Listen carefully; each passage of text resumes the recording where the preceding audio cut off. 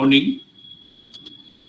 Morning, I think within 1 minute we will start our proceeding of the second Yadav.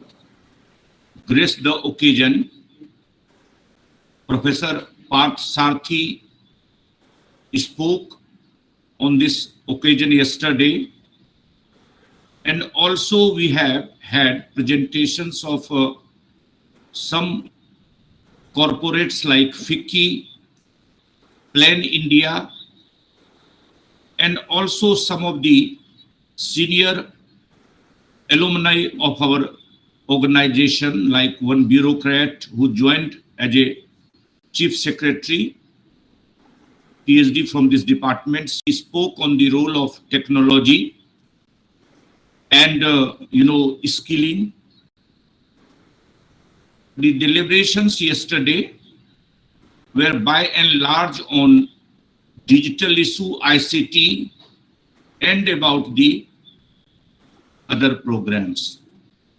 Today we'll have presentations of very senior academicians on aspect of curriculum in the field adult education by Professor Ramachandran, Senior Advisor, NUPA, and who is closely working with New Education Policy 2020.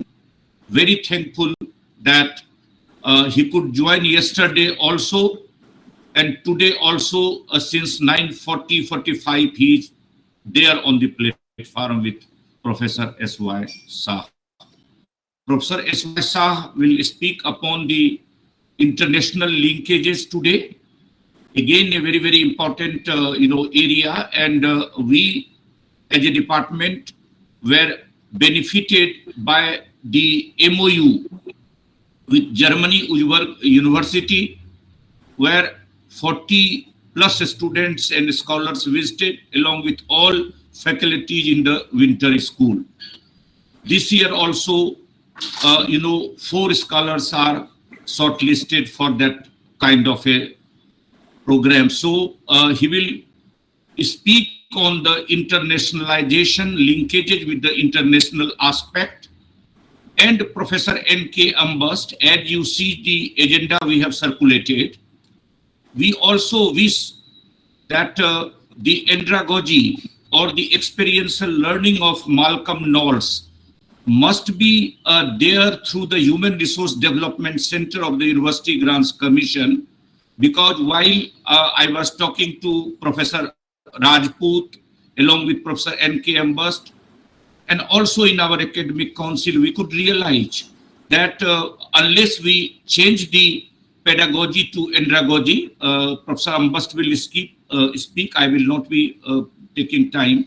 So what we say that maybe 7 to 10 days refresher course, multidisciplinary on andragogy, not for the adult education teachers, but entire, fraternity, teaching fraternity from sciences, social sciences and humanities, because we must understand that NAP 2020 will be successful only when we change our mode of the pedagogy also, and that is very important area on which Professor Ramachandran, Professor Ambast will speak.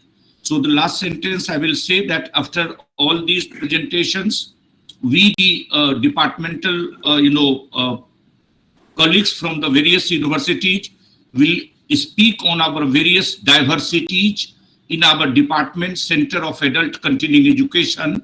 And as the yesterday told by UGC member, that the minutes must reflect all these realities, that how and where the UGC intervention will take place. It will happen only when our field will have some kind of a homogeneity in terms of academic program, in terms of researches, and we can work together like other disciplines are working. So how we can work together along with our diversity and local issues, that we will ponder after that, not taking too much time. I will be inviting straightway to Professor Rama Chandran. And sir, I welcome that at least I am speaking, I will be listening you for the first time.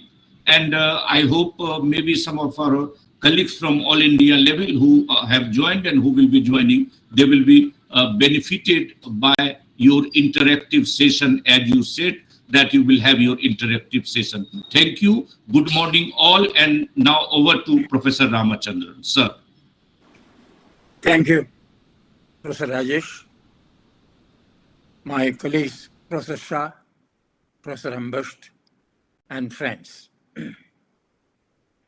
The main theme of this seminar is centered around what we call employability.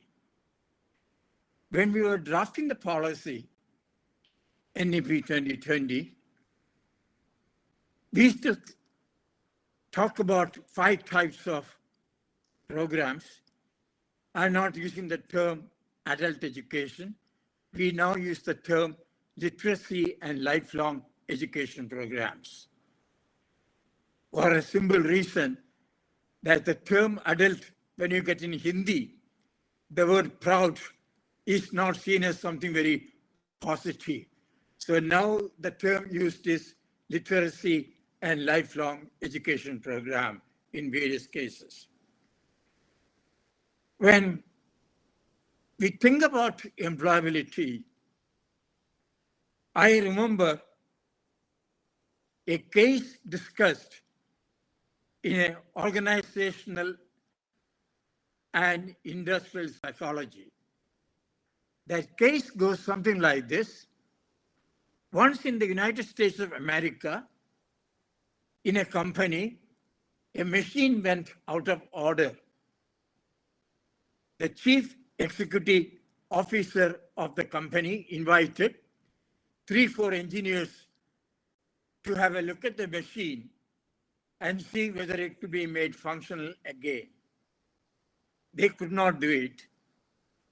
Then an ordinary mechanic came and said, "Sir, may I have a look at the machine?" He had a look at the machine and tapped at various places. Then he asked the CEO, "May I have a hammer? Hammer to hit." He was given a hammer. He hit the machine 3 times at 3 places, and the machine started functioning. He went back and sent a bill for about $1,000. The CEO of the company asked, "For hitting 3 times, you are charging $1,000. That is too much."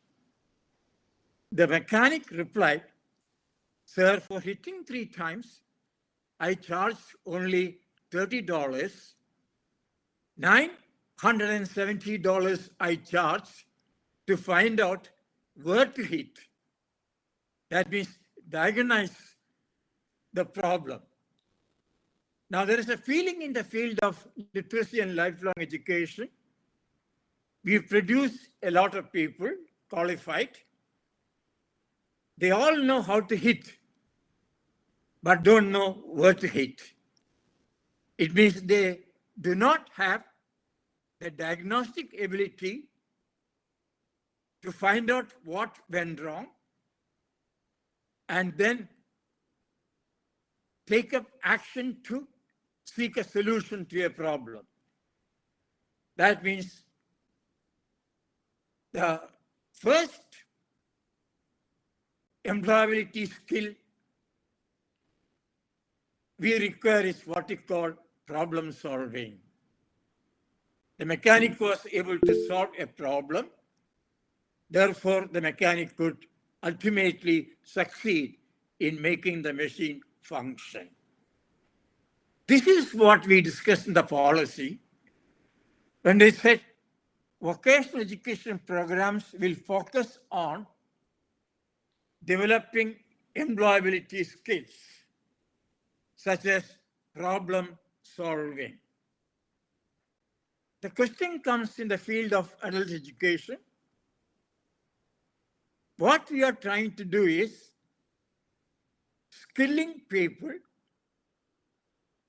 to get local employment, the word local employment, employability for seeking local employment, then upskill what they learn is upgraded to a different level, higher level.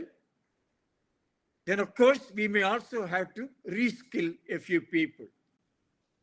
So the purpose to strengthen employability, one aspect is skilling, reskilling, and upskilling to seek initially local employment.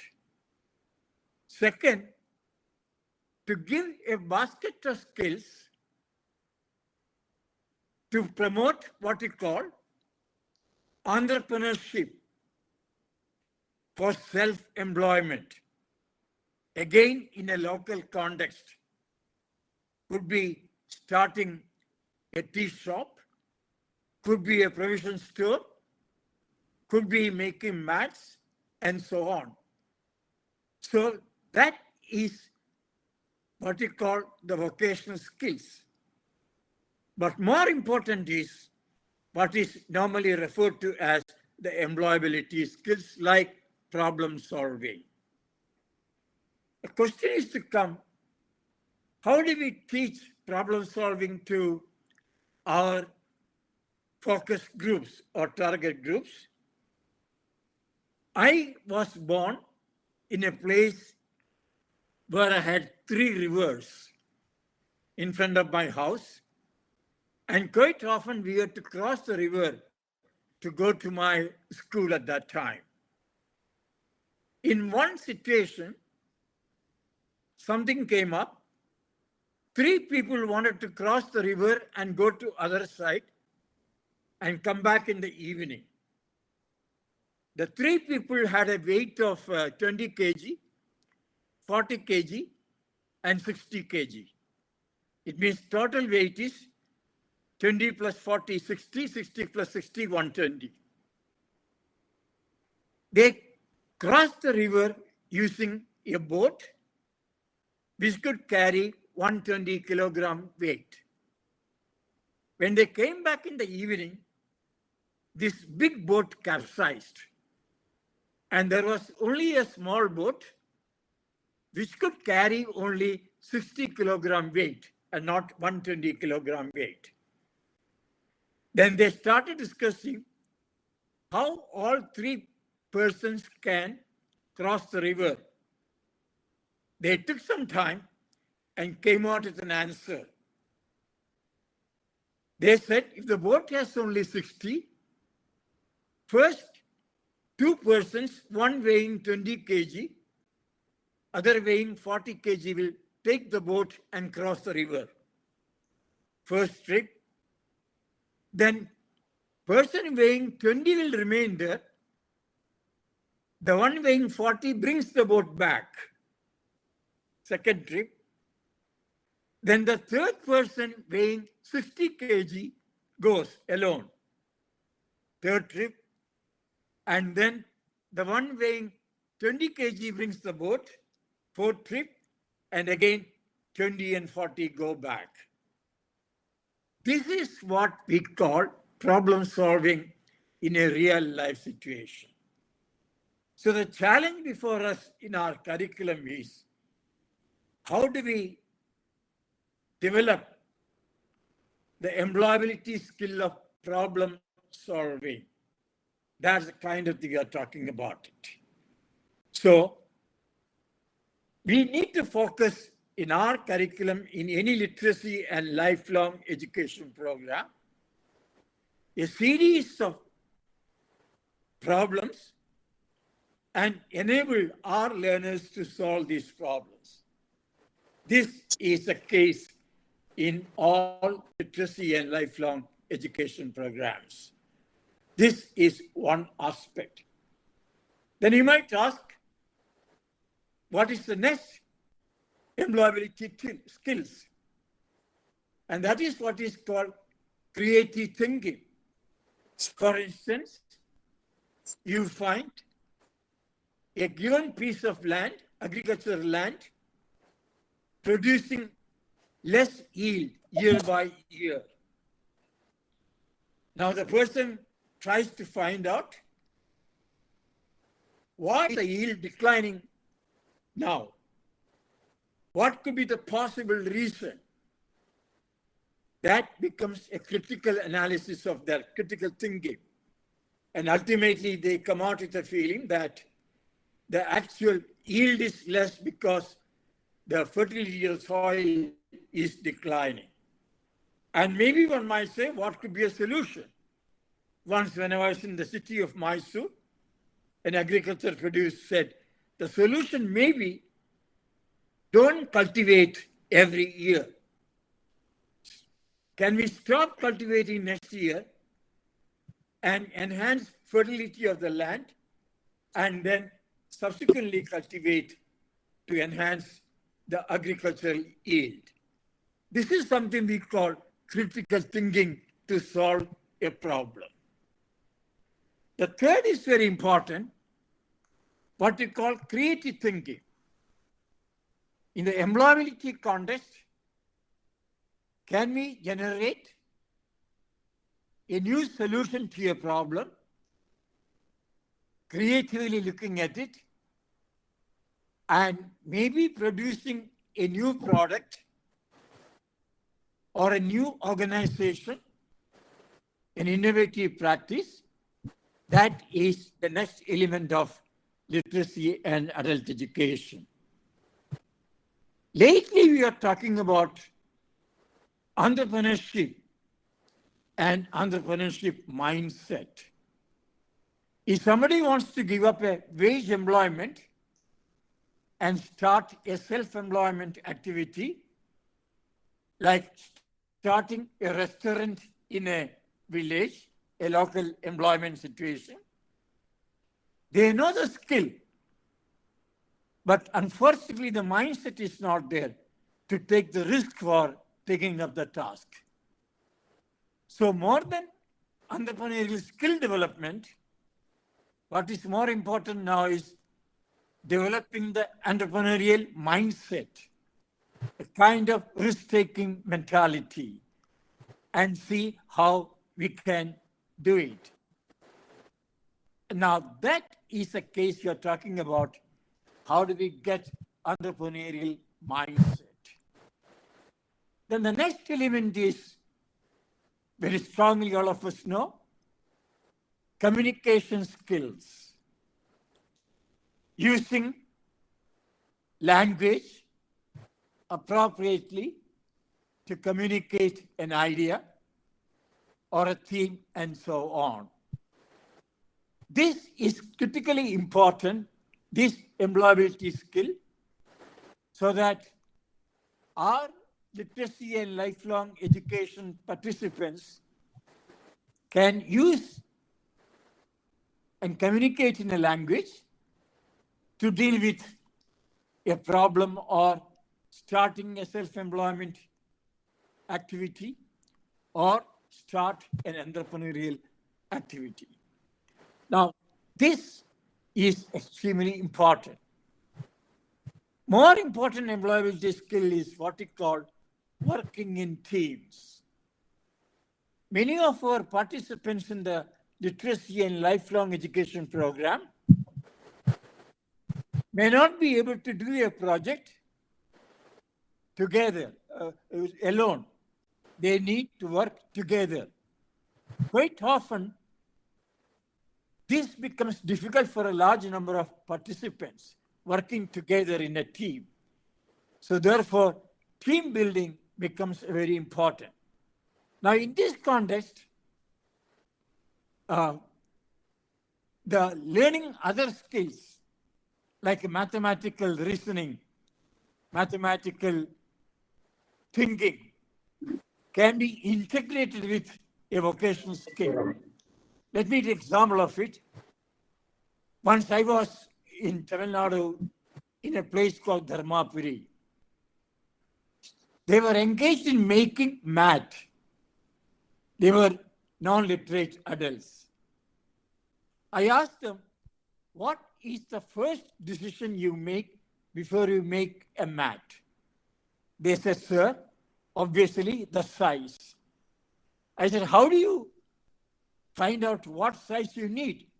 They told me, sir, I will take 3 arms lengths this way, 4 arms length this way, that is length, and that will give me a mat.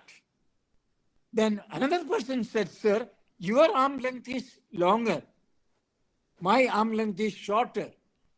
So if I use 3 arm lengths and 4 arm lengths according to my arm length, I'll make a small size mat. You will make a bigger size mat. Then I asked, to make a standard size mat, what shall we do? They said, sir, we should have some kind of standard unit of measurement. So you find that now measurement skill is used to make a mat. Next level took place. You make a mat, how much money you spend? Addition comes in, say 25 rupees, 30 rupees. Next question we ask is, you spend 30 rupees, you sell it for 40 rupees. What do you make? They might say profit. Another mathematical competence comes in. Then you say, by how much percentage you make, the percentage comes in. So therefore, when you're talking about employability skills, it is essential that we relate that to a local context in terms of a skill again and see how best we can do it. So we find that, since the time is short, we find that in the literacy and lifelong education program, the focus now is on creating employability skills along with entrepreneurial skills and entrepreneurial mindset, mainly aimed at, to begin with, local employment, because they may not be able to go far-flung areas. So the focus is on local employment and employability skill for that purpose. That is the curricular thrust for literacy and lifelong education program. When you're talking about employability skills, we have more of this, like ethical and moral reasoning. Like, should I make more profit? Should I make optimum profit? That is an ethical and moral issue. This also is important when we talk about employability skills and employment-oriented activity. Then comes the next question. Can we create our participants with a leadership readiness or leadership skills? A very important employability skills. One has to be a leader to work in a group situation. Can we attain that? So you find that more than vocational skills development, the focus now would be on some of these employability skills such as problem solving, critical thinking, creative thinking, communication skills, leadership readiness, and so on. And that helps our participant enhance their employability.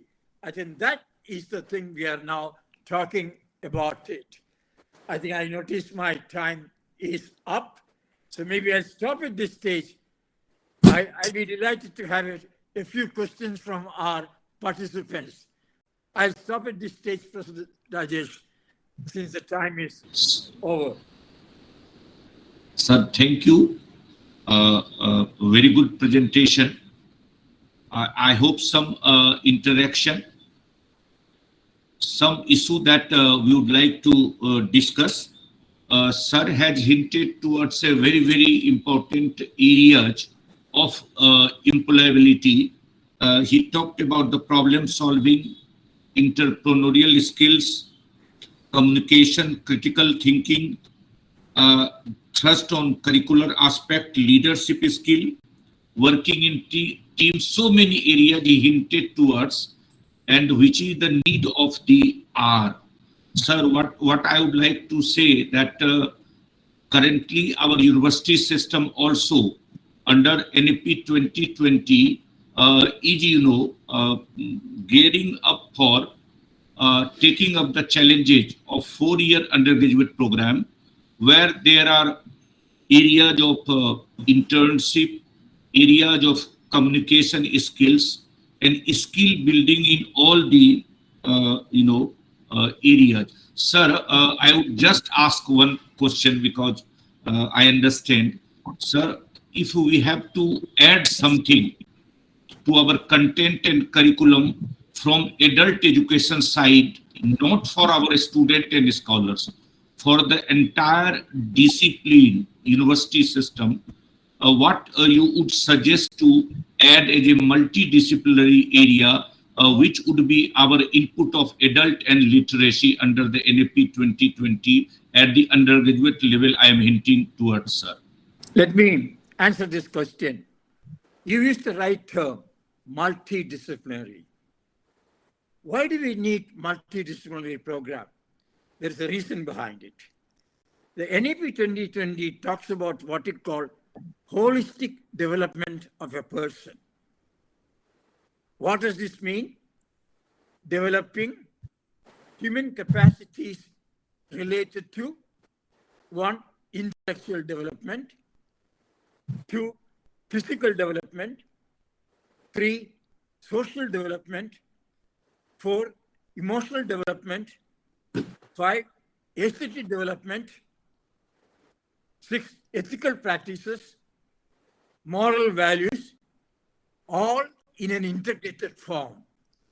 This cannot be achieved only by learning one discipline like physics or chemistry or maths. We need a multidisciplinary approach to developing competencies. That's the reason the 4-year undergraduate program you mentioned. Our ambition or desired goal is 50% of undergraduate students in Delhi University, say for example, opt for a vocational education program, at least maybe 18 credit program that will make a person skilled, not only in terms of general skills, but also all employability skills. Therefore, in the case of literacy and adult education program, again, the role of university, I think we've been discussing this, is to provide research and development support to design new andragogical or pedagogy of adults approach, new curricular interventions, new curricular contents.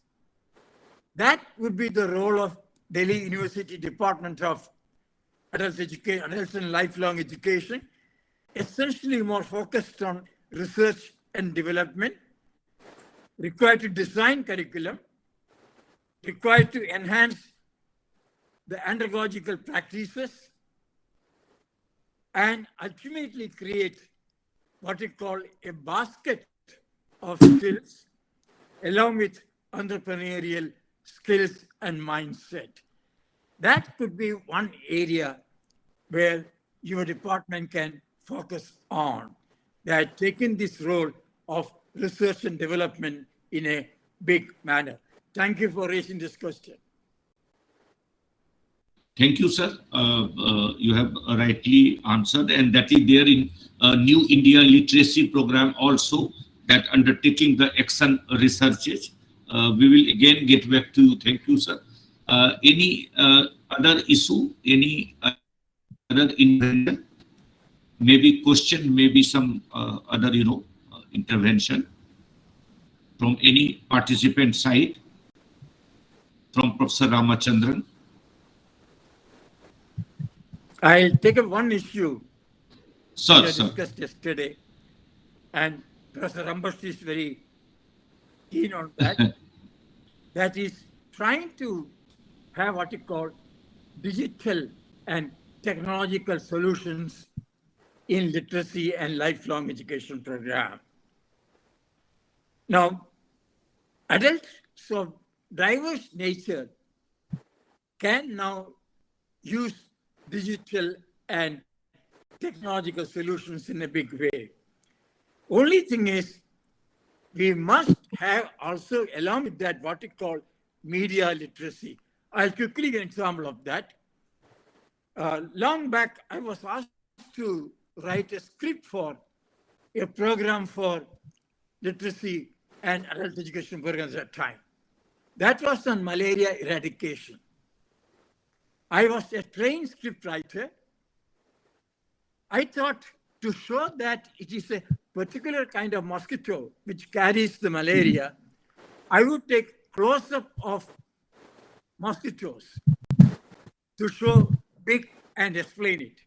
I did that. I took this program to grade 10 students of Delhi Public School. And my test of the program was, what steps would you take to prevent malaria? They answered all questions, so I thought I did a good job. I took this program to Sambalpur in Odisha, showed the same programs to our adult learners. Asked the same question, what steps would you take to prevent malaria? I got a very interesting answer. Sir, we don't need to take any steps to prevent malaria because we will never get malaria. I said, why? Sir, on the screen we found big malarias, close up, big mosquitoes. They carry malaria. We have only very small mosquitoes here. We won't get malaria at all. Why? They did not get the concept of what we call close-up and long shot. I made a mistake. I should have focused on a small mosquito and gradually zoom into that. So the small becomes a big mosquito. Then after explaining, zoom out. The big mosquito becomes the small mosquito again. I did that, went back to Sambalpur again, worked very well. This is what we now call media literacy. In the context of using digital and technological solutions for literacy and lifelong education program, we also need to have media literacy program for them to ensure that the solutions we propose using technology will be well understood by them. So therefore, while technology, digital and technology solution would form an important part of all our literacy and adult education programs, we also need to ensure that the digital divide is reduced and gradually eliminated, and also media literacy is imparted to all our participants. Thank you. Any other question coming?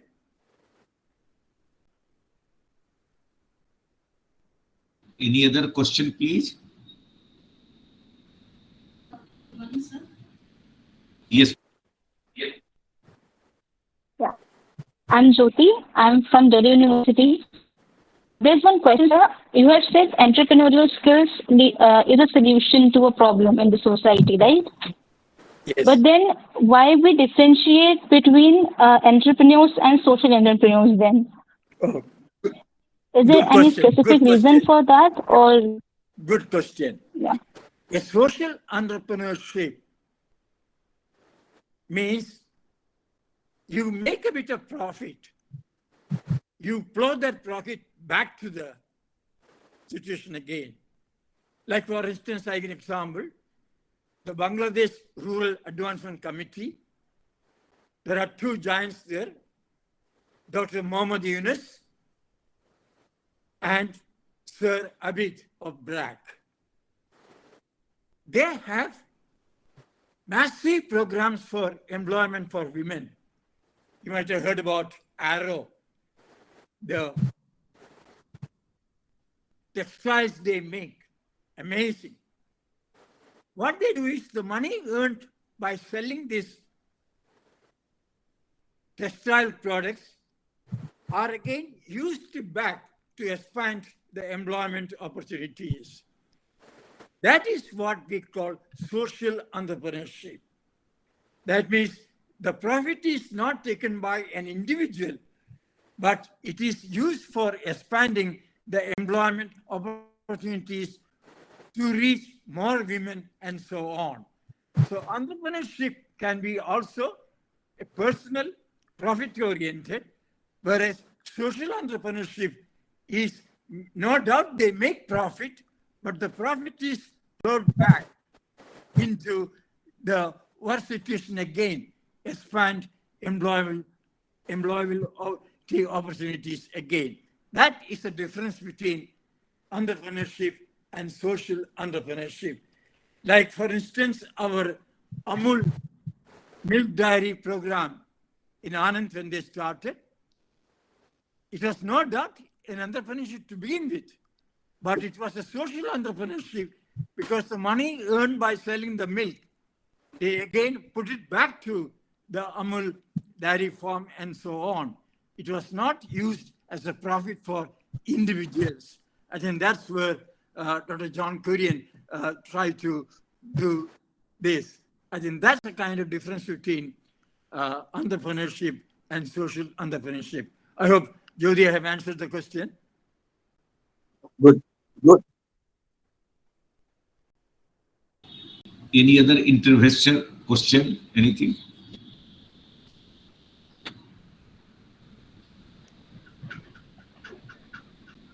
They can ask any other question too about policy or anything. Nice. Only observation. Excellent presentation, sir. Professor N.K. Ambast wanted to say something, sir? No. I simply said that I am greatly enlightened, and my congratulations to Professor Ramchandran for having presented in such a nice way. One thing that he brought out, which I really wanted to say, and he has anticipated me, the example of crossing the river.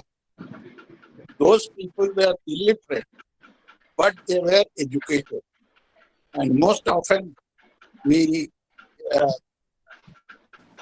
juxtapose literacy and education as synonyms, which is not true. Literacy may be a career of education. I am illiterate in Japan and China, but I am not uneducated. This has been brought out very succinctly. My hats off to Professor Ramchandran. Thank you. I'll give an example of this, the point very well made by Professor Ambast. Once I was in a city in Madhya Pradesh. They had built an auditorium there. When we started using auditorium, we found reverberations coming, echo, and people are not able to hear our voices properly. What we spoke was not understood. We brought acoustic engineers. They proposed a part of the building should be demolished and then rebuilt again. Then came a non-literate, around 65-year-old person, an agriculture worker. He came and told, sir, I have a solution. That is, don't break this hall. Why don't you suspend surahis, earthen pot, from the ceiling downwards? About 20 surahis you suspend and find out what happens. When that was done, the reverberations echoing went away. Here is the case. The person was non-literate, but educated. The person did not know too much about sound and all, but from experiential aspect, the person knew how we can reduce echoing in a closed auditorium. I think Professor Ambast is very right. You can be educated without being literate as well. I think that is the important thing we'll be now talking. That's why the digital and technological solutions can be used even for non-literate adults.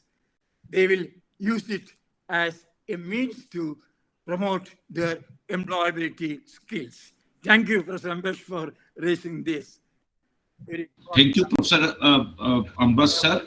Now, Professor Shikha Kapoor, Head Department of Jamia Millia Islamia, wanted to ask something. Madam, Professor Shikha. Good morning to all. Good morning, Dr. Rajesh. Good morning, Dr. Ramchandran. That was a very beautifully put presentation, and you have enunciated how the way forward is. I have a very pointed question. So this question is context of our own students in the university departments, that is the Department of Adult Continuing Education and extension. So I would like to know that what are the components that you suggest we should go about, because we are in the process of making a whole cadre of humans, of people, of extensionists, adult educators, who are ready for the employment market. So what are your suggestions that we could incorporate in our curriculum, wherein we can enhance the employability of the extensionists, development extensionists, adult educators, those involved in the process of lifelong learning? Thank you, sir. Well, what we can do is, one, of course, as Delhi University, Jamia Millia Islamia also does what we call research and development to find out ways of enhancing employability skills of our participant groups. Now, when I say research and development, with the practical areas involved in it, you said they are employment ready. What is the function of a university? You do research and development. You also prepare young professionals who can take up programs related to the literacy and lifelong education programs. Now, research on curricular aspects, research on andragogical aspects, research on thematic areas that should be taken up, which are not currently not being done, that becomes a major function of institution of higher learning, like Jamia Millia Islamia and so on. So in the curriculum, therefore, you will find a lot of research methodologies to be used and handled to say how we can enhance employability skills of our products who are ready for employment. Now, question often asked is, oh, they are not employable. Even the IT technology, they say 60% of them are not employable. Now, the question is, how do we enhance and make their ability and make them employable? And that becomes a challenge for all of us in the university system. So more research and development work is needed, focus toward, and see what we can enhance in the curriculum to ensure enhanced employability skill among our participant groups. That could be one of the ways we can move forward. Thank you for raising this question. Very important aspect. Thank you, sir. Thank you, sir. We keep a good connect with our alumni. So they give us a lot of feedback. That's also one strategy that we use. Thank you. Thank you. Hello, Professor Rajesh. Yes, I think Dr. Lakshmi Reddy from Indira Gandhi National Open University. He also wished to say something. Dr. Reddy. Yeah, in fact, it was a very interesting presentation. But I wanted to ask one specific question, that is, for example, departments of adult continuing education and extension are producing master degree holders and PhD degree holders in adult education. But the tragedy is that when these candidates go for employment in any university setup where these departments of adult education are there, and there are students from other disciplines which have no relevance to adult education at all, these people are theoretically grounded, they do possess the skills, but the selection committees, they prefer those candidates who do not have any suitable qualification at all. How can we relate this particular thing at the level of selection committee that is happening, whether they are truly judging the candidates in terms of the skills they are possessing, or are they considering some other criteria which have no relevance at all? So, is there any link between the skills possessed by the person and the persons being employed for particular position? I wanted to seek your answers, sir, in this regard. How to justify this kind of advocacy of promoting employable skills, and on the other hand, denying the skilled people from their due employment. Very Sir, good please. question. This was raised to me recently when I was in IGNO in a program. Now, one of the reasons for this is quite often the discipline versus other aspects come in. They say, I want a professor of sociology who may also teach adult. I think what we need to do is for us a dialogue with UGC to say that these programs, the Masters in Literacy and Lifelong Education program, they are more relevant than just a Masters in Education program. If you are talking about research and development related to literacy and lifelong education program, I think Professor Reddy, perhaps people like me, you and me may have to convince our universities that the skill accumulated by these students in the field of so-called adult education will help enhance the capability than perhaps a pure sociologist or education person and so on. I think we need to advocate for this. I think this has happened recently. I found when we were talking for recruiting consultants.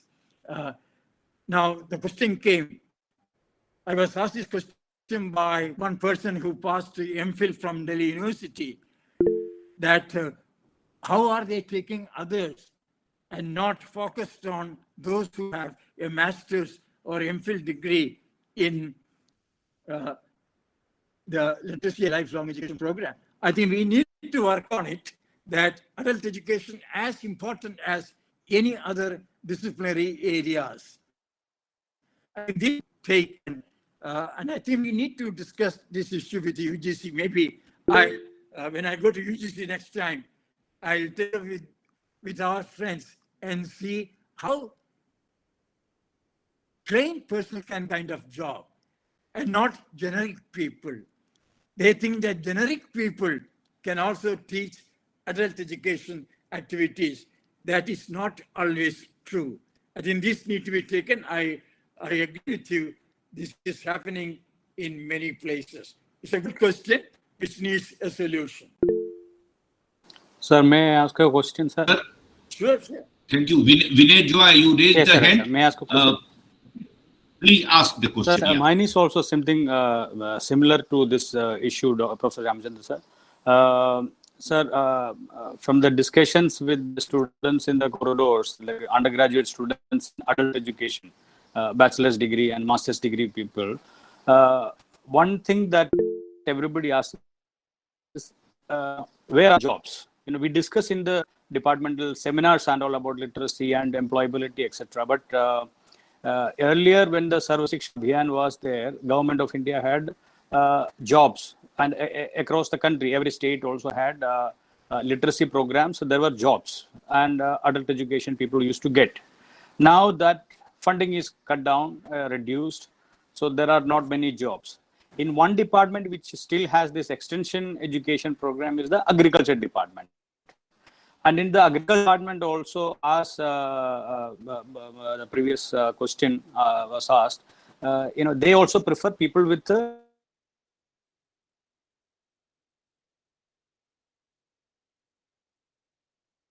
people those who are aspiring to do this adult education in degree level, undergraduate degree level, or a master's degree level, this is something that is worrying. So, how would you respond to that, sir? Yeah, we were discussing this with, Sir, Professor Ramachandran, before you speak, will you allow me to speak one sentence? Sure. Sir, Professor Reddy and Dr. Vinay had is the issue. I will just simply say that we are adopting new education policy 2020, sir. In each department, and always we say, we get students from various disciplines in adult education. When we had postmaster's diploma, people doing MA history, political science, computer science, chemistry, and other discipline joined this department after doing post-graduation. So one thing that I wish to say, sir, I ask in the academic council that take any employability department.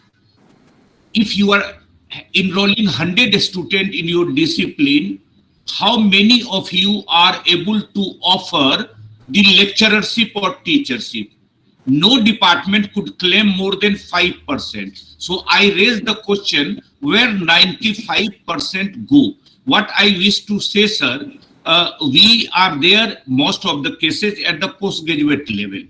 We are trying to go at undergraduate level. So far as the teaching is concerned, it remains the question because adult education in most of the cases is not there at undergraduate course. But when it comes to the other discipline, maybe corporates, maybe consultant and other, what I see that we are better placed than other discipline except education and social work. What is required that more professional, I had to add more things about this, but I will not add this juncture. I will just leave it to do, sir. What I simply say on this aspect, I do not totally agree because this discipline is a novice discipline, newly came.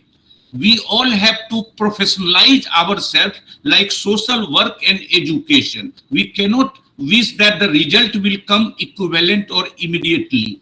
That kind of effort is also lacking from our side, sir, from this field, sir. That I feel our lacuna. I could speak because we are among the adult education fraternity. Now over to you, Yeah, sir. I quickly, what Binoy indicated, that where are the jobs available? I hope the New India Literacy Program, once it is fully launched, will open up a lot of positions. And I think the best people for taking up the job would be those who come out of your university and so on. The next element is, I think Professor Rajesh, you made a very good point. What we are now talking about is in a multidisciplinary context at the undergraduate level, there could be one major with the 60 credits at the undergraduate level, two minors with at least 20 credits each. The major may be, say, sociology. One of the minors could be what you call the adult education program as well. Now, we now need to push this forward. And the third may be a vocational education program of 18 credits. That can we offer an 18 to 20 credit program at the undergraduate level focused on essentially on literacy and lifelong education program. It means they have now an advantage. They have a major in a disciplinary or interdisciplinary area. They also have a minor related to an area like literacy and lifelong education program, including planning management of this program. So I think now with the multidisciplinary context, there is a possibility of introducing some of these things at the undergraduate level. I think maybe Delhi University might make a beginning that out of these three subject areas you're talking, can one of them be literacy and lifelong education program? And I think in the multidisciplinary context, it permits. And Binoy's idea is right, that we need to look at more job opportunities. But every time also tell them that, fine, wage employment alone need not be enough. Can we also think of certain self-employment or entrepreneurial aspect? Like, I used to go to Ambedkar University very often. They are running a program on hospitality management. Once when I went for the academic council meeting, we were given lunch, excellent lunch. When I came out, 4 students came and asked me, sir, can you help us get a job in a 5-star hotel? I said, I ate your lunch. Why do you want to take up a wage employed job? Why don't you do something on your own, starting a restaurant? The immediate question was, sir, it is risky. It means mindset was not there. But what I triggered has helped. Now 2 of them have started a restaurant and doing very well. So I think that's why I'm highlighting the idea of entrepreneurial mindset, not just skills.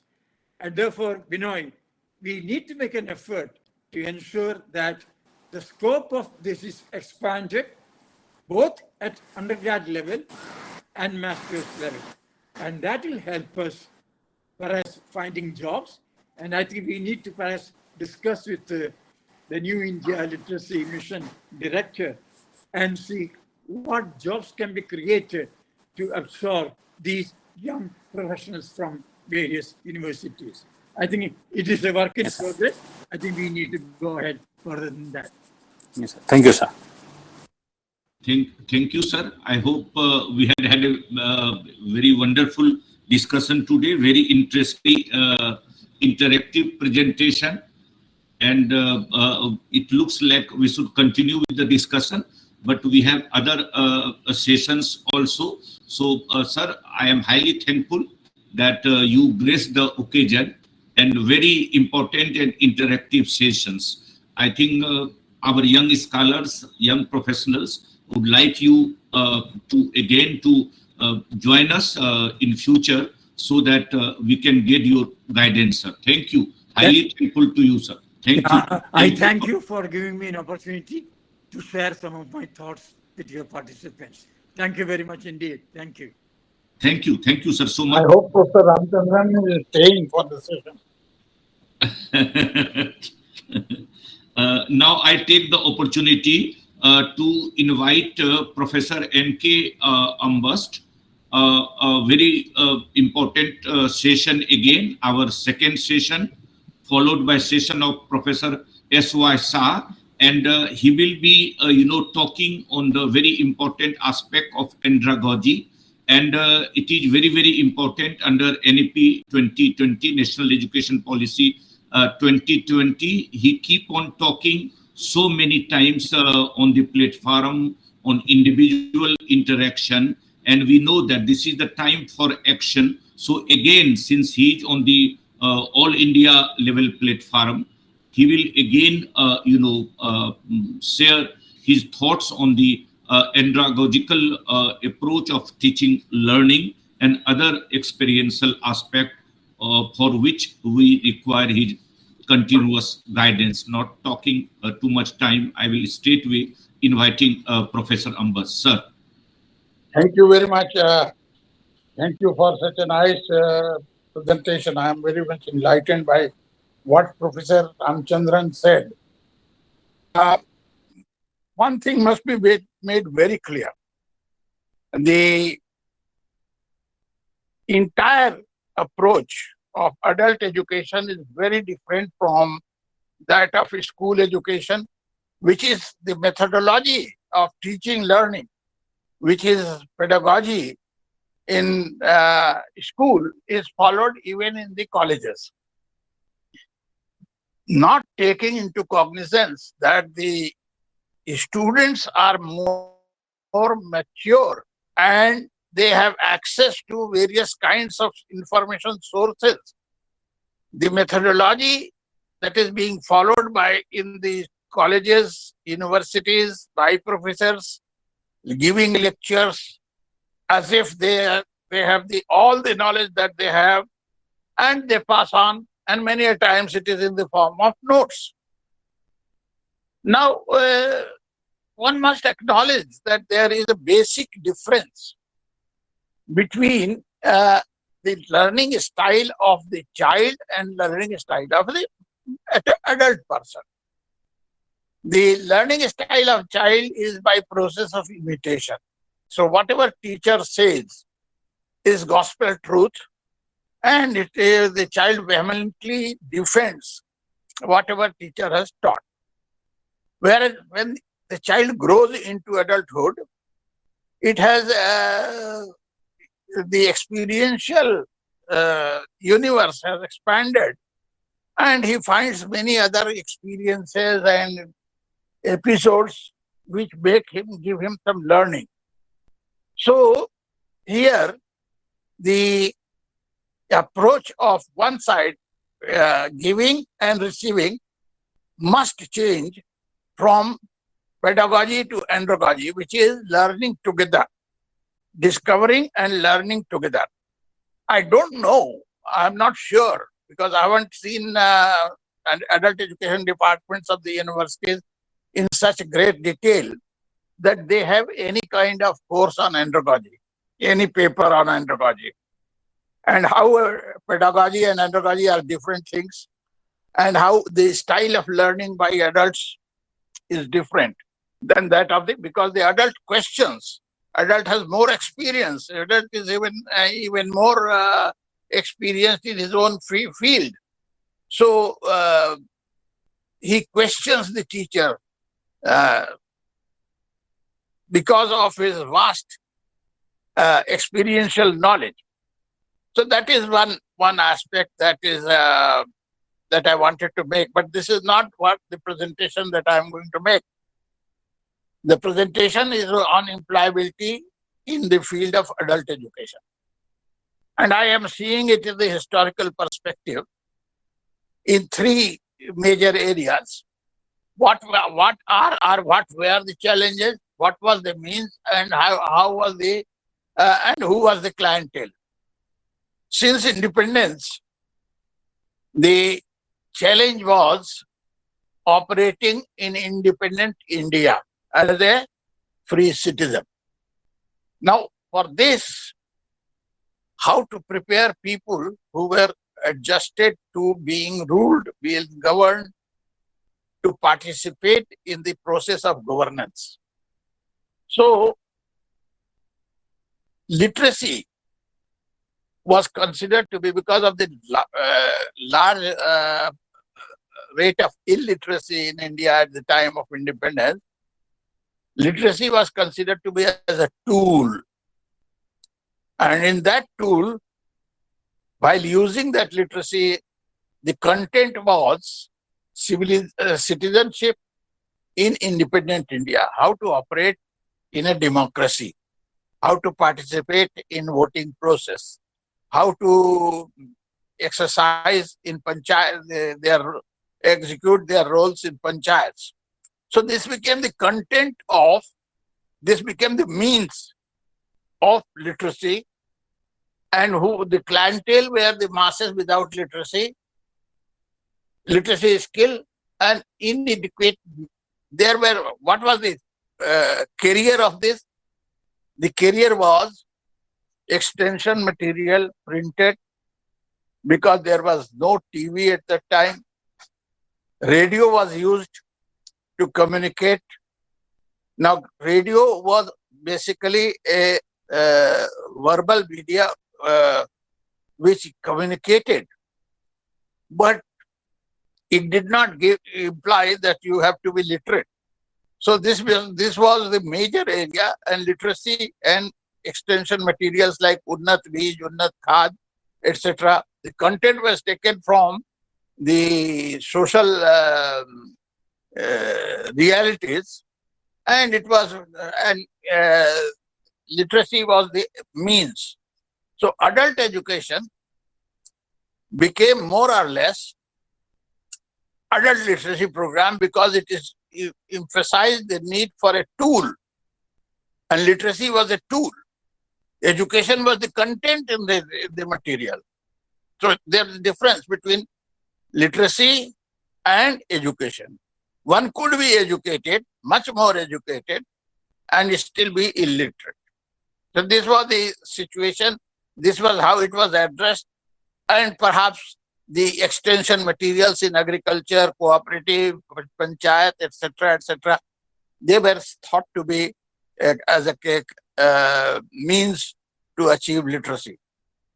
This overemphasis on literacy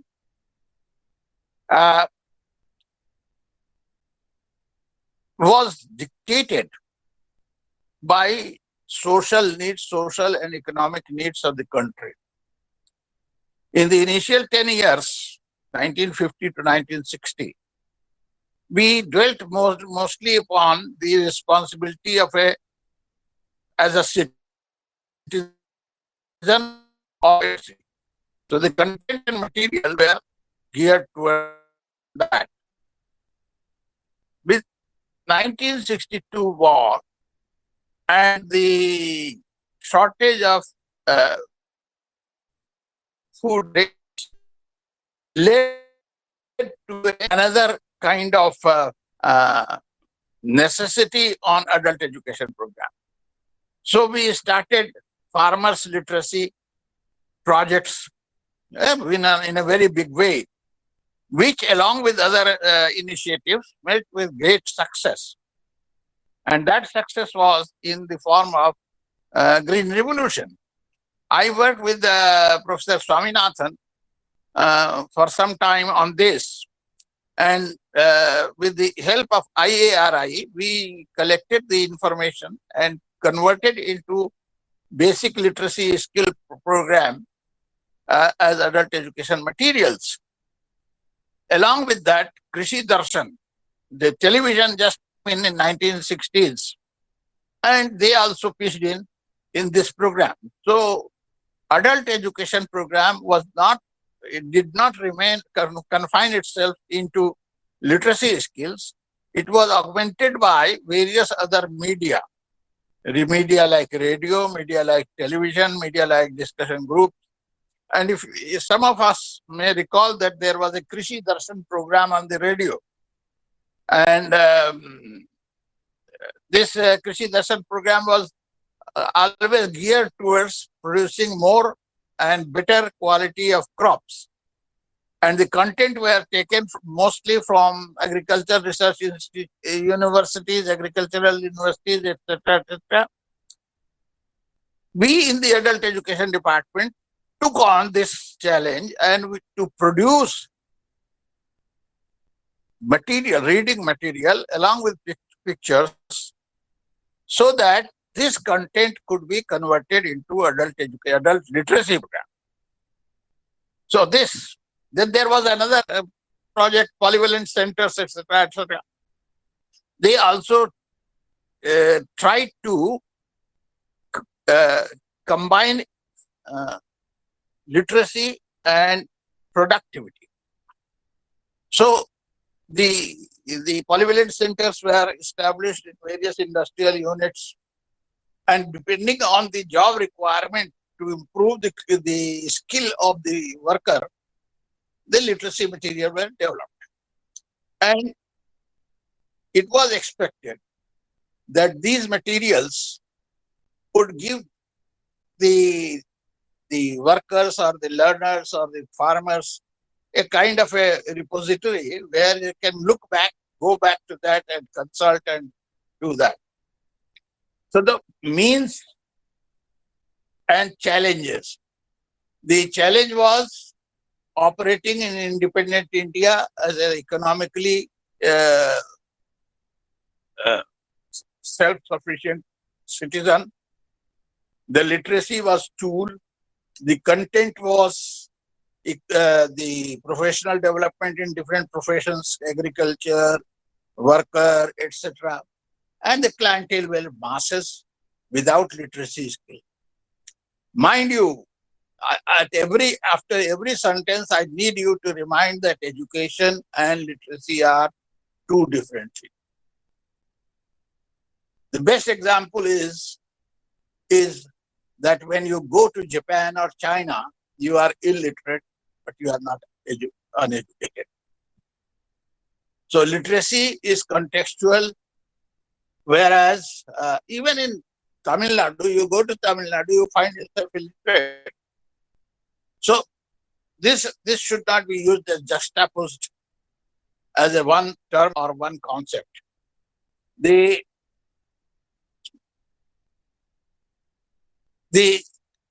need, the adult education program throughout independent India has undergone metamorphosis. Driven by the need of the national need of whether it is citizenship training, then shifting to agriculture improvement.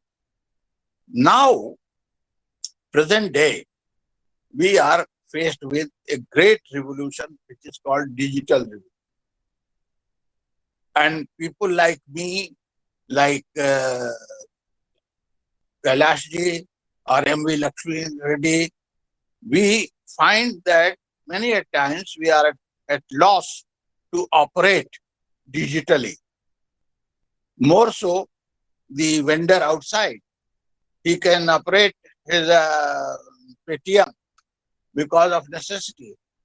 But there are so many emerging areas and what you call digital platforms that need to be upgraded every day. So this is one area. You have in every village, there is a community service center. Now the person who is manning community service center is providing a kind of a multi service to the people around.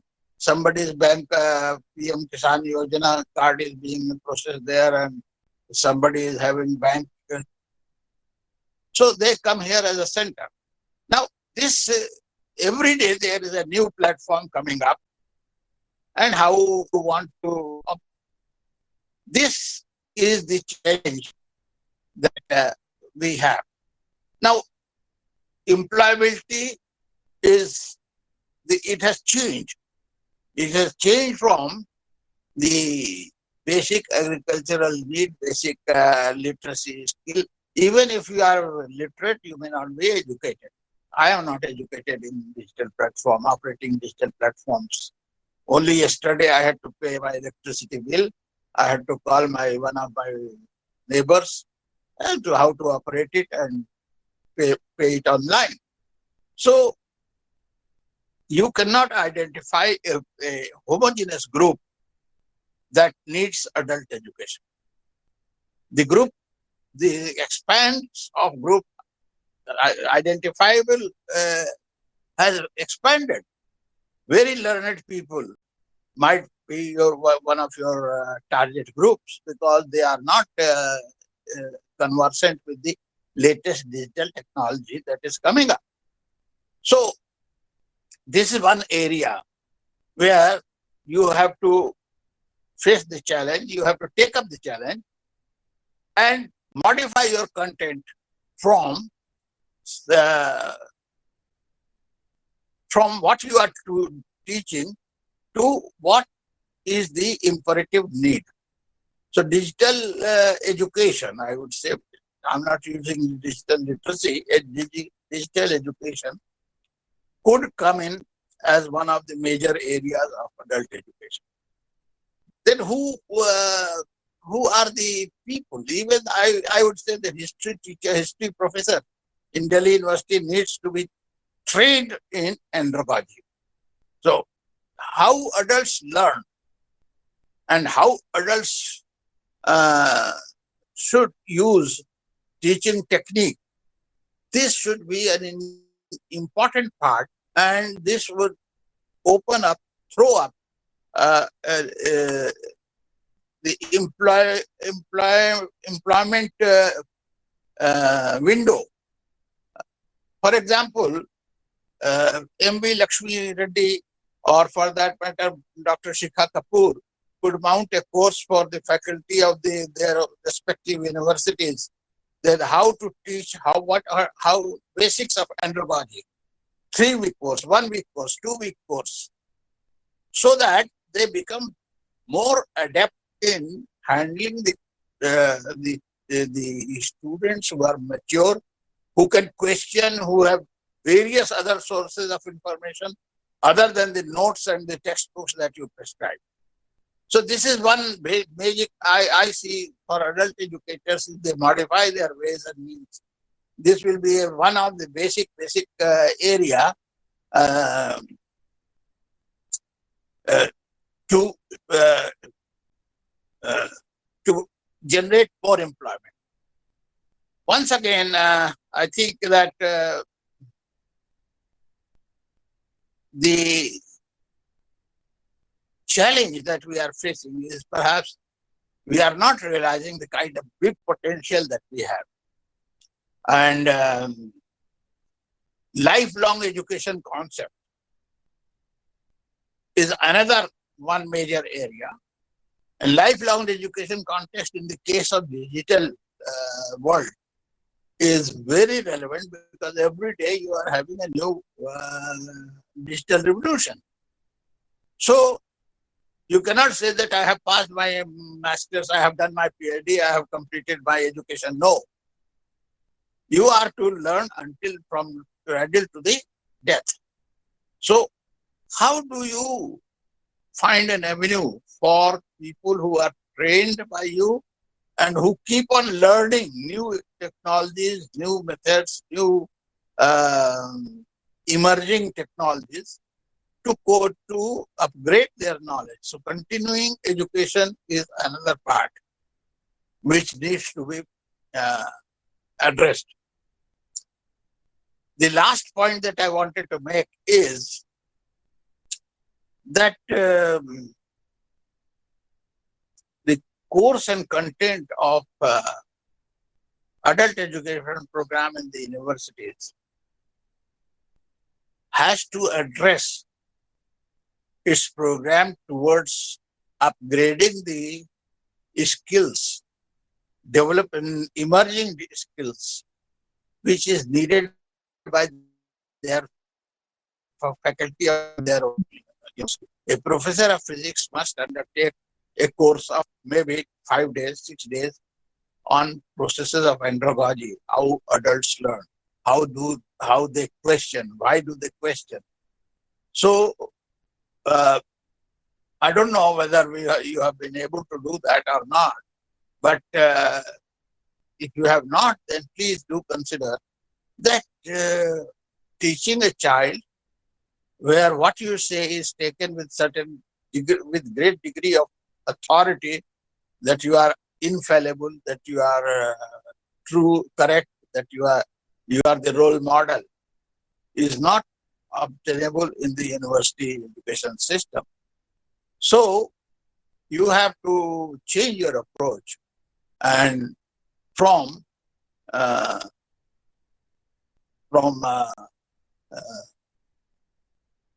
process of instruction to discovering knowledge together.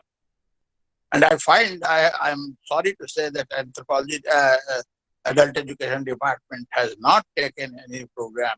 To my knowledge, I may be wrong, and I wish I am wrong. I wish I am wrong that you have any course on participatory learning. So there are very many methods that need to be, and why don't you start with yourself within your own university? Equip your people to make them learn the way an adult learns. For example, if you make me learn, I will question you. Why should I do it? Why are you? I have some other source. I can challenge you. So your authority as a teacher is being challenged, which is not obtainable in the present day scenario, because the university teacher is teaching as he was being taught in the school. he is adopting the pedagogical method because he doesn't know the andragogical method. So that is what I wanted to say, and that will create employability both in your department, in your universities, and 2 points I wanted to make. Let me summarize. One, that you have to change yourself, that learning together is the means and process for education in the higher education sector. And therefore, whoever is mining this higher education sector must know the techniques of learning together, discovering knowledge, andragogy, and therefore you have a kind of charter for you to begin at your own home, that is your university. The question of supremacy or question of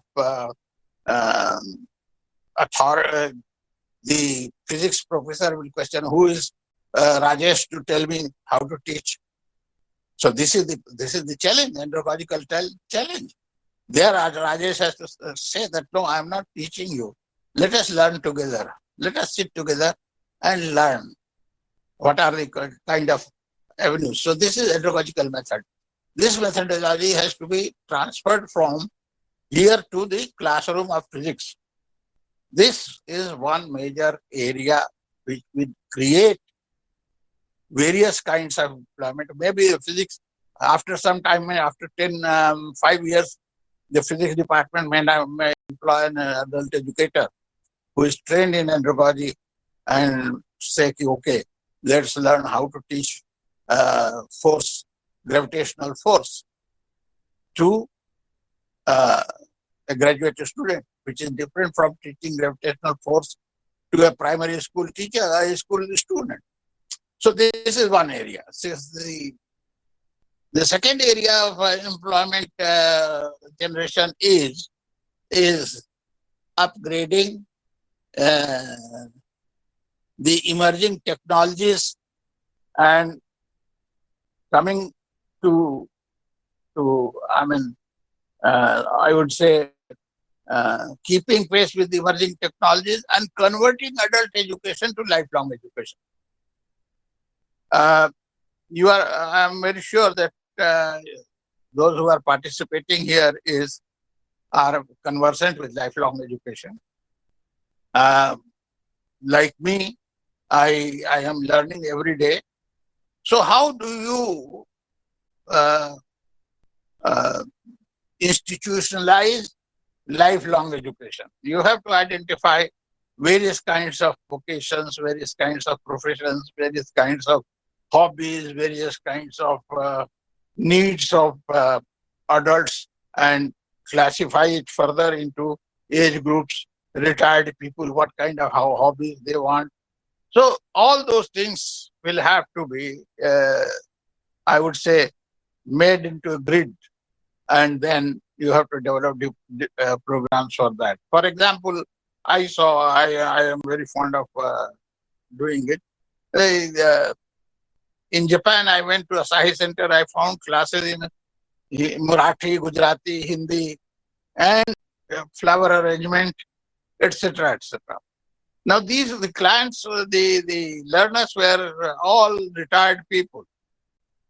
So I saw it as a lifelong education, that they are not there for education for any job or employment. They are for education to fulfill their own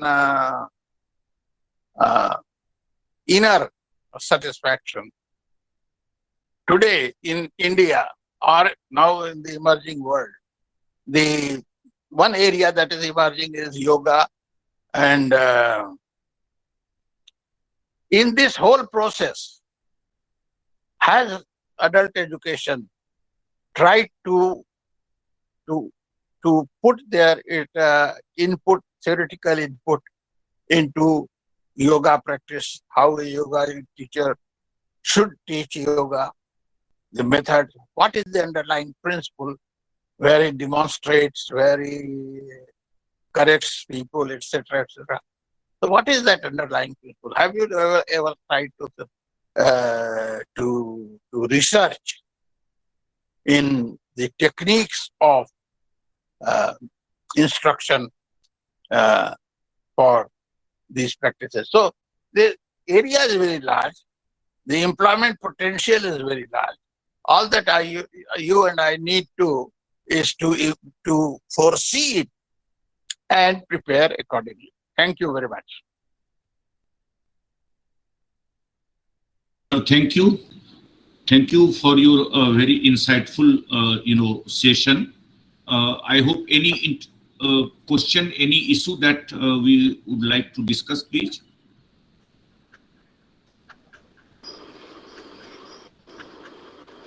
Hello.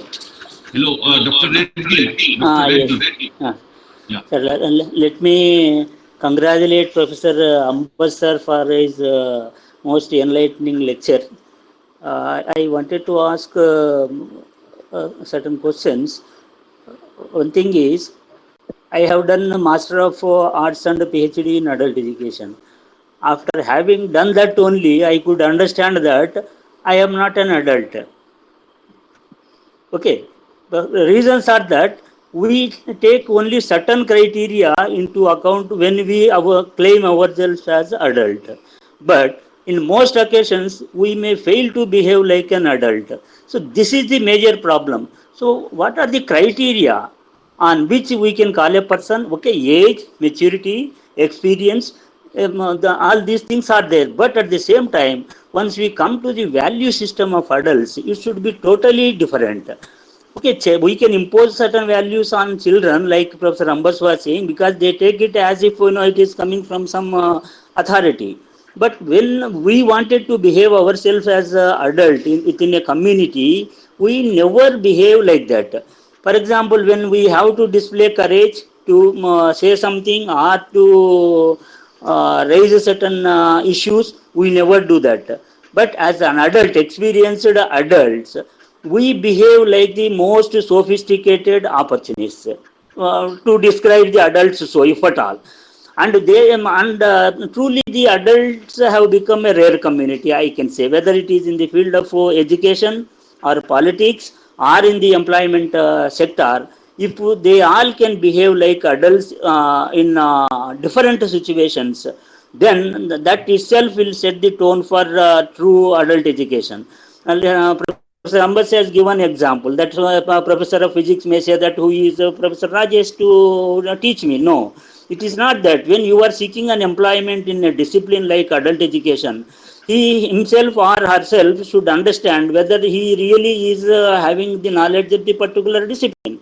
In such a case, now once they enter the field, they are the root cause of all destruction for the discipline. So it is in this context I can say that okay, adults are there, no doubt, but are they real adults, or are we talking of only idealist adults? So this is the situation. How we can address this kind of things given the value system for the adults? Can we come out with a value system, specific value system, as far as our conduct in the department and running of the programs, employing the people, etc. is concerned? Sir, I seek your response, sir. Well, thank you. You have raised a very pertinent question. I'm reminded of when I was teaching adult education in a Nigerian university, the same question came: who is an adult? And the moot question was, is Dalai Lama, Panchen Lama, who has been appointed, who became Dalai Lama at the age of 13, 14, is he an adult? What is the role? And this kind of questions came up. And the role that is assigned to an adult, they need to be categorized. The dilemma is still there. No problem. Who is an adult? A person, a 14-year-old child or an 11-year-old child who is orphaned and he is earning his livelihood, he is living in his life, surviving in the competitive society? Is he an adult? So age is one criteria. Role and function that one normally an adult or a person with family performs. Is that so this is a kind of a dilemma that we still have. Many people think that if you are, even if you are not age-wise adult, and yet you are sustaining a family, earning and living a life that meets your requirement, then your performance is. So I would not say that there is the problem has been settled. The problem is still there, and the controversies are there. But then, what are one has to, an academic like you might like to analyze what are the role and functions of an adult in a society, and make that as criteria for classifying people into adult or non-adult, or whether they qualify to be adult or not. So there could be age, there could be qualification for being a voter, or there could be you are earning for the family and provider for the family. These are some of the questions that are still being debated in the academic circles, and this is more of a theoretical kind of debate that one must engage as adult educational, not as adult educational. I make a distinction between adult educationist, which you are, Mr. Dr. Lakshmi, and an adult educator, a person who is doing the work in the field. You are a theorist. You have to develop some kind of conceptual framework for adult education. So people working in the academics, you have greater responsibility to go into the deeper aspects of theory building than the people who practice adult education, who are executing the adult education program. They are adult educators. And those who are teaching this and building theories of adult education, how adult learns, andragogy, so they are adult educationists. I think your question is very pertinent, no doubt about it, but you need to think, and maybe you may hold a seminar on that and come out with some kind of document that yes, adult educationist is so and so, who gives theories of adult learning, who researches into how adults learn, etc., etc. That's entirely a purely academic pursuit, which I think the adult education department should engage in the universities. I don't know whether I have answered your question or not, but that's how it is. Thank you, sir. You have answered it. I am happy, sir. Thank you, sir. Adult is always a problem. Pardon? Defining the adult. So you have to look at the social, legal, biological. Yeah. That is for you. That is for us who are in this field to come out to a consensus. Who is an adult? That's what. That's what I have exactly raised in. Yeah. I would like to share with you, sir, when you raise that it's up to the adult education departments to talk about andragogy and pedagogy. And I'm very happy to share UGC, HRDC, Jamia Millia Islamia, so which is involved in faculty development programs, induction programs, refresher courses. So we have now systematically having lectures and workshops into understanding the adult learners, understanding the learners in the higher education system. Because most of the teachers who are coming to the university system have never been exposed. Like, for instance, a school teacher goes with a B.Ed degree, So when she or he is armed with that, so they know the pedagogical aspects. So, but now, thankfully, at the Jamia Millia Islamia, regularly all the faculty development programs, faculty induction programs have introduced these components. And I'm glad to share that I take these sessions and workshops with my colleagues who are coming from across various parts of the country. Thank you. Good.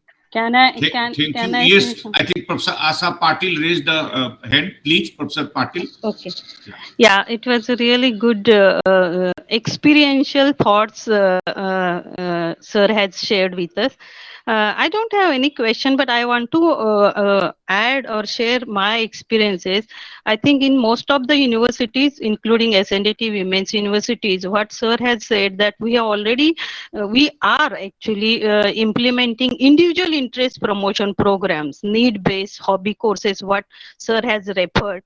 And of course, along with the universities, there are in city like Mumbai, many NGOs and community-based organizations and to some extent even Janashikshan Nilayams, they are also implementing these hobby courses.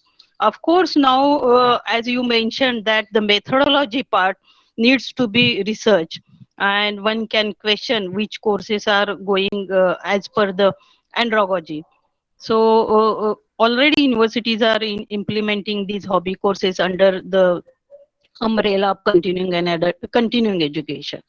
Another thing I have said about the introduction of paper on andragogy, I just want to share with you that in 2021,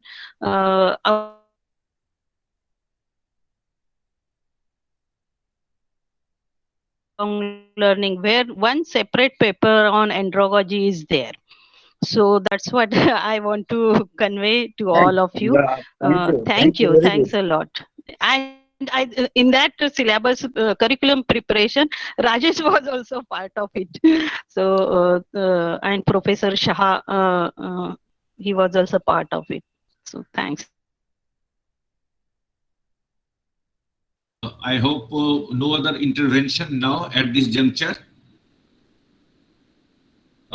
Thank you, sir. Before I invite Professor S.Y. Shah, thank you. A very important area, and time and again you are taking up that issue, and that is a very, very serious issue. We are doing something here and there, but we understand that systematic efforts it to be done. And I think otherwise what would say that I would ask to perhaps you or Professor S.Y. Shah that when the University Grants Commission was providing the resources or grants for adult education centers through the university based, and it was phased out and LLL came. And later on this maybe I call bureaucratic system came, then I do not see any maybe good or action research available where we could say that this is the document which say that why the university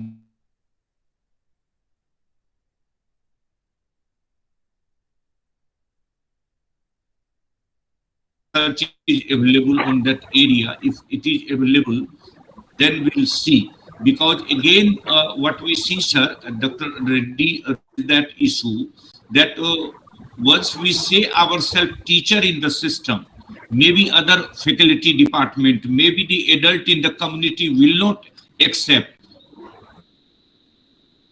whether adults to change the name also, whether we call ourselves facilitator, because once we call teacher, perhaps some kind of connotation is coming that I am knowledgeable, and other adult who is just I am teaching because he is illiterate.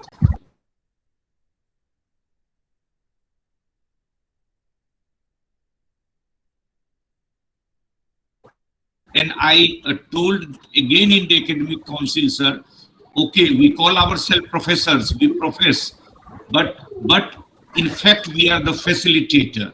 We are interacting and we are making the dialogue, understanding the respect of the adults also. That kind of paradigm you were trying to introduce through the andragogy. And I hope, again, if that paradigm will be there, maybe the discipline will accept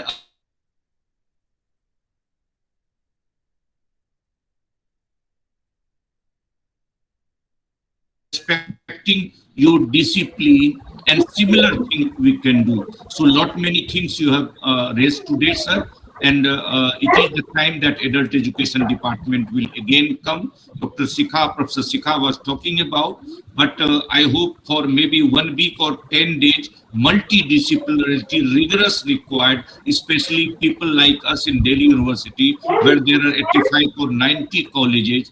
Serious efforts are needed. Thank you, sir, Professor M.K. Ambas. Thank you for your very insightful session. Now, let me to Professor S.Y. Shah provide the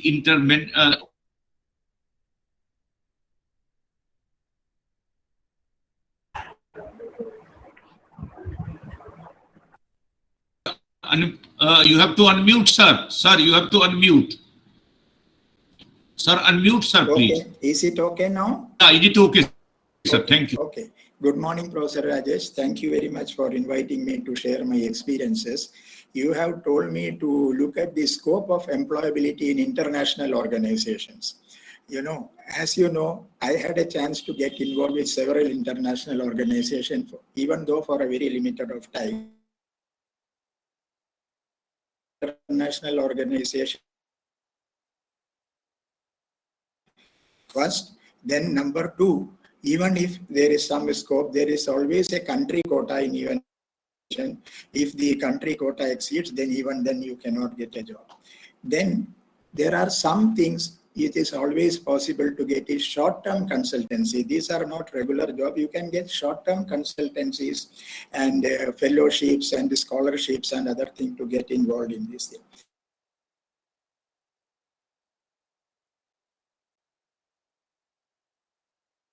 Own trajectory, how did I come? So basically I feel, okay, you may have some connections or even without connection, how do you end up getting an international consultancy or assignment or a project? There are two channels. One is presentation or participation in an international conference. Two is publication in international journal. You know, it is through the participation in international conferences you happen to meet very renowned scholars, listen to their speak. There are several interest groups participate in a group, and you can publication review of education, that is UNESCO Institute of Life. Invariably, those in the field of adult education will notice. If you have done these two things, there are some good chances. Of course, you must have the competencies mentioned by Professor Ramchandran, especially soft skills, communication skills, English language expertise, foreign language expertise, all these are there. Even then, you know, which are the organizations that you can look for it? One is, among the UN organization, you have UNESCO Institute of Lifelong Learning, Hamburg, which specializes in the area of. I have looked at their trajectory working there, you know, either as a consultant or short-term.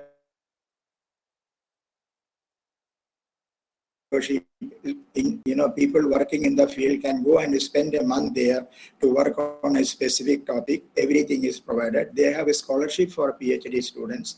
They have many short-term things for that. So you is an important institution. You should be always looking, get some assignment and some projects. Then UN country.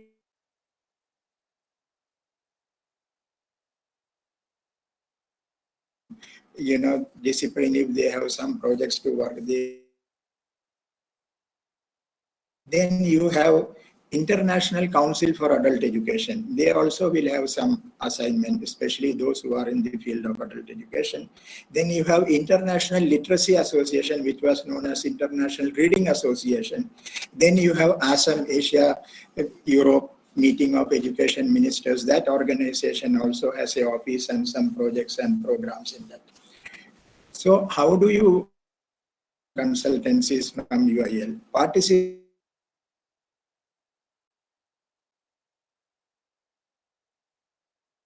in Bangkok, and one workshop I attended was Adult Learning Documentation Information Network. They are a group of in different countries coming together. So I attended that work.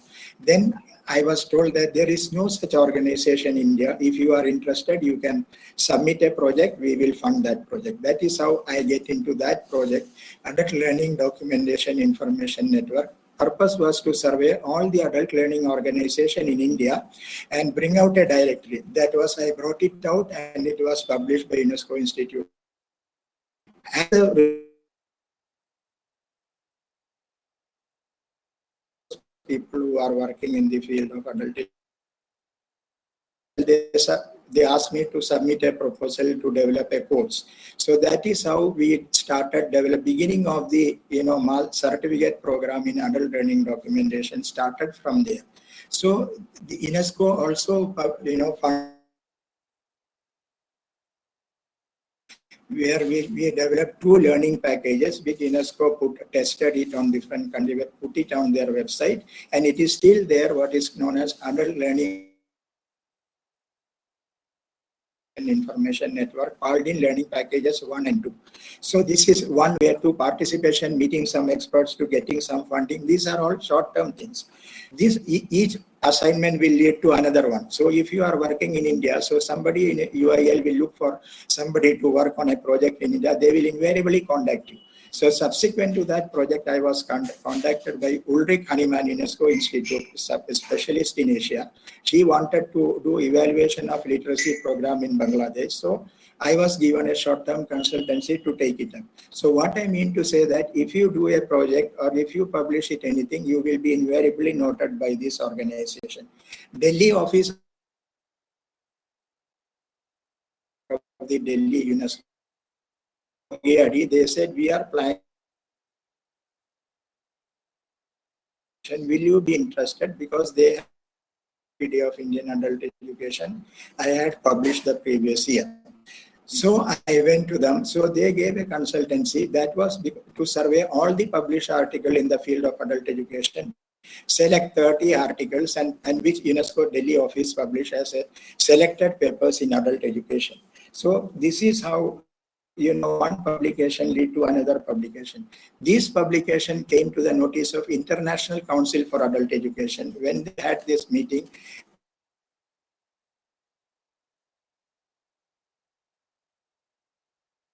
paper on India.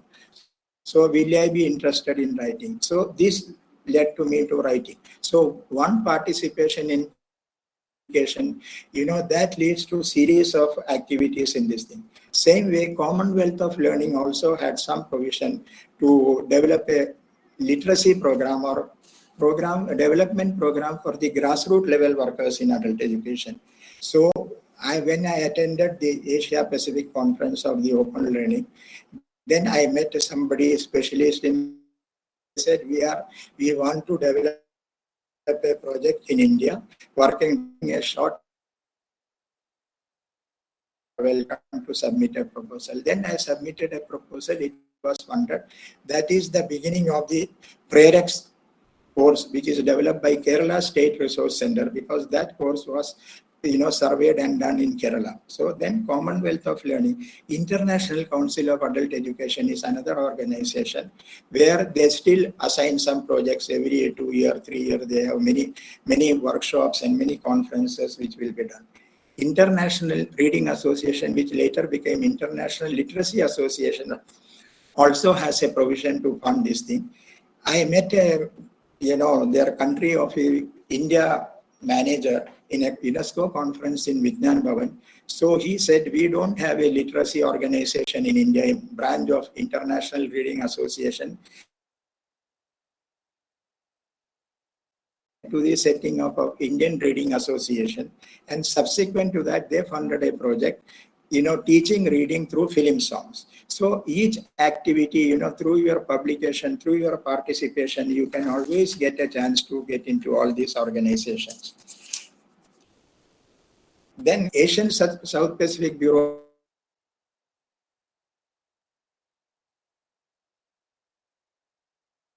had an office in Mumbai. Now it is shifted to Philippines.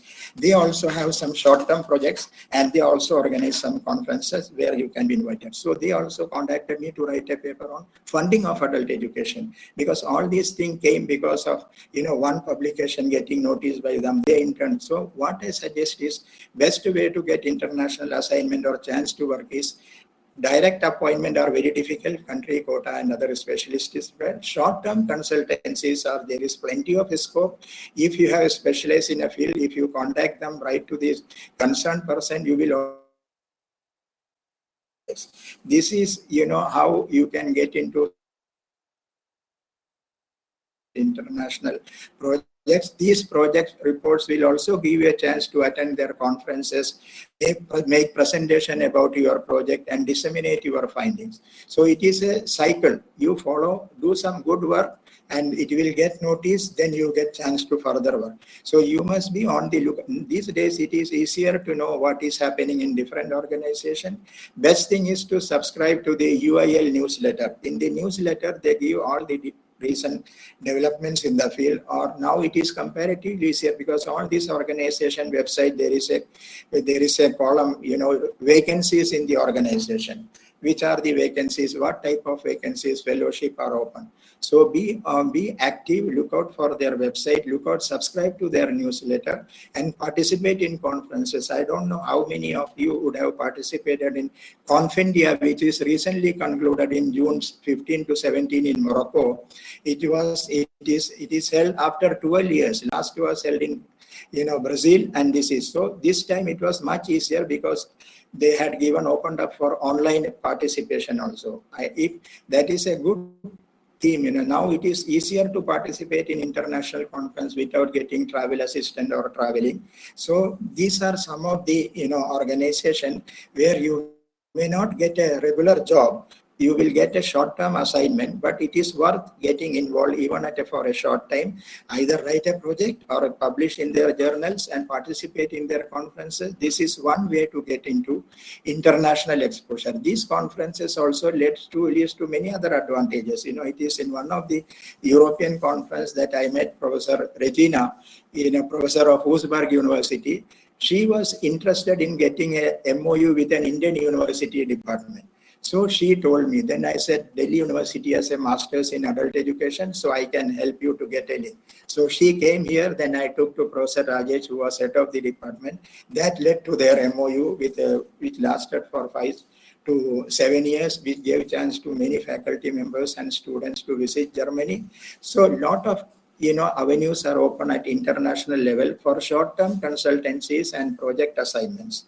So best thing is to follow your interest and write good papers, publish in international journal. Don't go for quantity, but for quality, and try to participate in conference. Even if it is online, if you participate and make an intervention, you will always be noted, and that will open up avenue for more. This is in brief. I want to give a very quick overview as Professor Rajesh told me. Is it okay, Professor Rajesh? Okay, sir. Thank you, sir. Okay, sir. Let me add to it. Yeah. There is, Professor Shah has made a mention of India office UNESCO. Yeah. There is a Ministry of Education has a UNESCO division, which is called International Commission for Cooperation with UNESCO. And lots of positions advertised online by the Ministry of Education. Although I don't know whether I should reveal it or not, but many a times I sit on that. But I hardly find any application from any of the universities in the area of adult education for P4, P5 jobs or for awards, various awards, like one that we gave to NIUS, etc., etc. So I think that it is lack of awareness on the part of the faculty or the part of faculty seeking such kind of opportunity.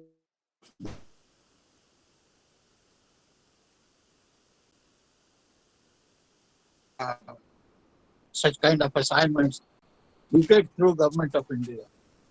So kindly look at the website of the Ministry of the Indian National Commission of UNESCO, and you might find some opportunities with regard to employment or with the UNESCO, short-term assignment with the UNESCO, etc. All that. Professor Ambash, for adding that important. Thank you. Thank you, sir. What can happen that Indian Adult Education Association is, regularly, maybe on monthly basis now, publishing the newsletter. If such information is coming to IE and publishes, then it reaches to. You see, I am not supposed to reveal to you that who are the people sitting on that, but certainly, I can certainly say that there are no applications, no NO capital, no application in the areas that are sent to UNESCO office and then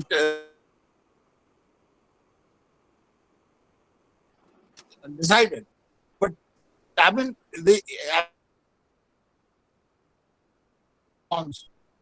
to all these positions, international positions from the faculty and academics of this country is something alarming.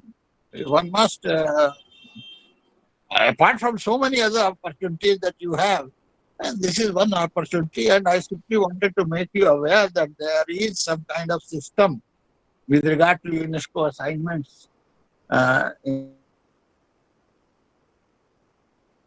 All that you need to do is look up at the website of the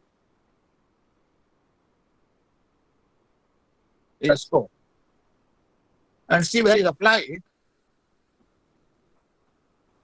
There is hardly any 1-2 application in each same organization making application every year. So that's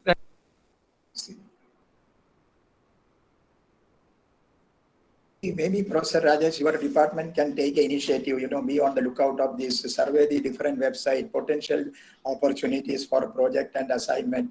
It should be brought to the notice of your doctoral student and MS students. But they are not aware. They are not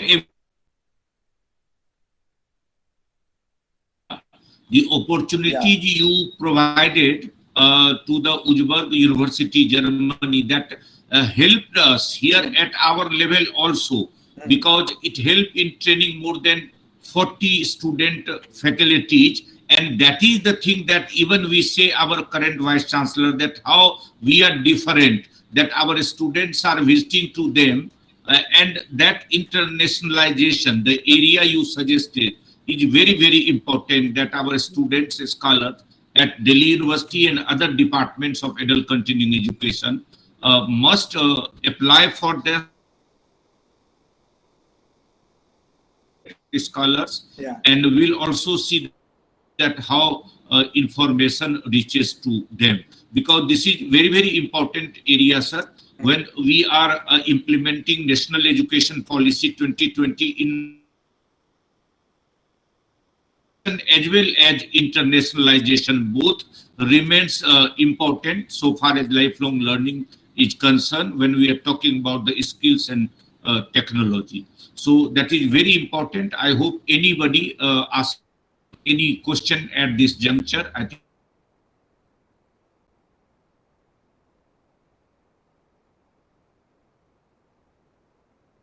maybe young scholar, young researcher having any question or query, maybe now, maybe later on, you can just ask, and you can just see that how this opportunity can further be available to you, so that you can apply. Yeah, please. Okay. Hello. Dr. Reddy, yes, yes, Uh, yes. I think now National Education Policy 2020 also emphasizes internationalization of Indian education. In this context,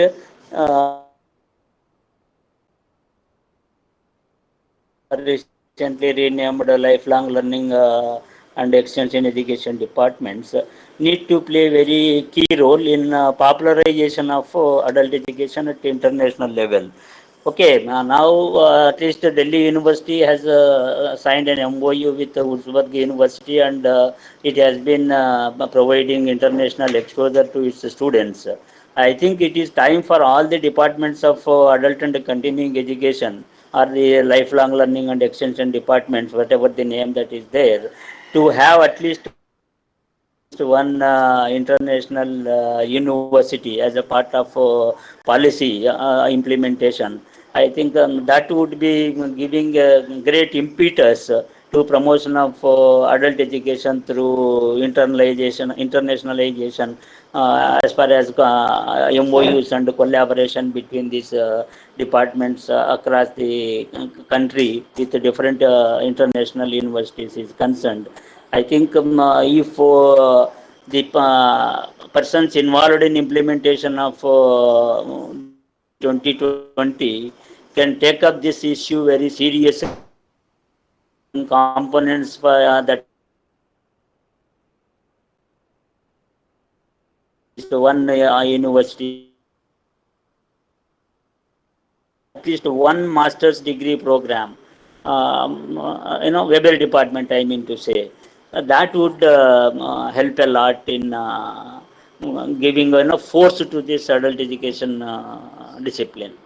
I think Professor Shah can react to this remarks I made. No, it is a perfect remark. After Delhi University expanding the collaboration with other Indian universities. So I took them to a couple of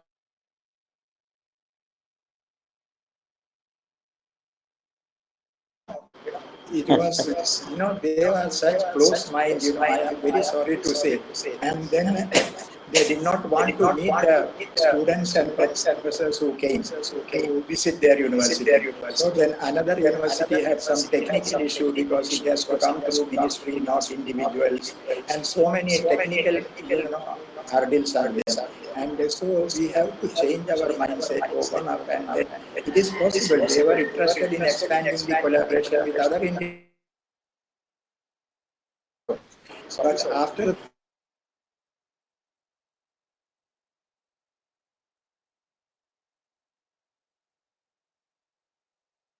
many other things. So somebody else will say why adult education should get this collaboration, why not us? So a lot of hurdles we face. So that is why we could not expand this collaboration. Otherwise, at least one or two universities would have got this collaboration. Even with Perhaps that was prior to NEP 2020. Of course, now the environment has changed, and it should be more facilitative. People also would have, at the helm of affairs. It all depends on the interest of the vice chancellor.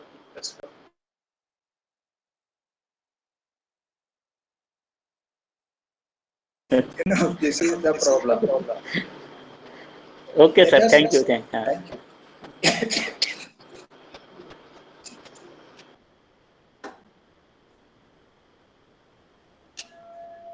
Hello. So,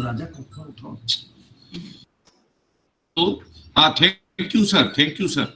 I think a very important area we discussed, and we discussed NAP. Now we'll see that ABC, the Academic Bank of Credit and Credit Transfer under National Education Policy, will also very shortly start. We remember Professor Thomas Sark visited so many times and wanted some collaboration on adult education, global curriculum. He says that, other universities of other countries are there, but India is not there. At that time, there was no scope for credit transfer. Now we have very soon we'll have the credit transfer, and the students of Delhi University can go to Jamia Millia, can go to other universities and earn the credit. So that facility will start, and we will take the advantage at national. Important session, sir. I am highly thankful to Professor S.Y. Shah, Professor N.K. Ambas, sir, for joining the platform and giving the very insightful discussions on andragogy and the internationalization of lifelong learning. This is the beginning. We will have to work hard on this in this area, and we'll have to see that how gradually the adult continuing education can professionally work on that. And we are very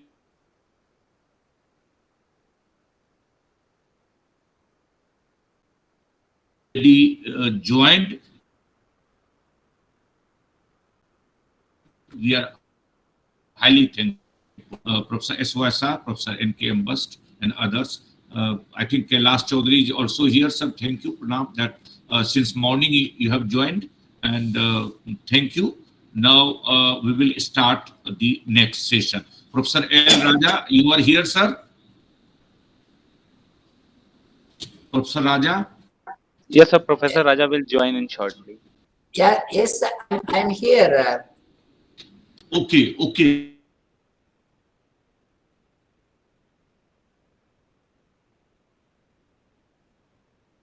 Break, I think, presentation, but this session you have to chair. Yeah, there sure, will be sure.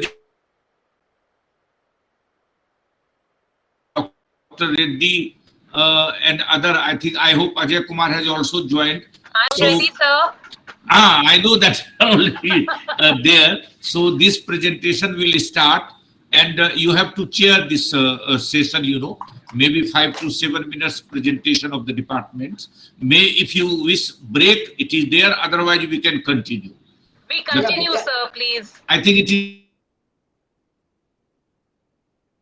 is in this session. I am there. Professor Shikha Kapoor is there. You are there. I think either you or somebody from your department can present, sir. Professor Raja.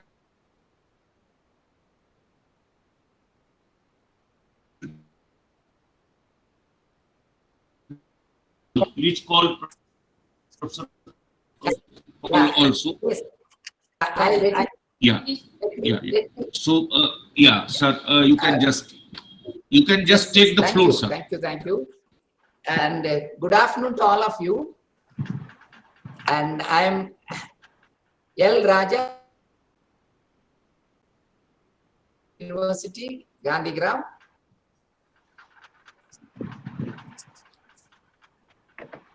Here, I am really happy. University, under the leadership of Professor Rajesh. And yesterday and today, this national All India seminar is being organized. The link.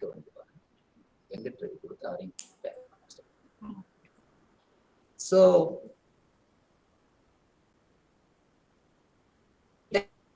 that has involved all the people from Kashmir to Kanyakumari. Professor Mir is sitting and listening like that.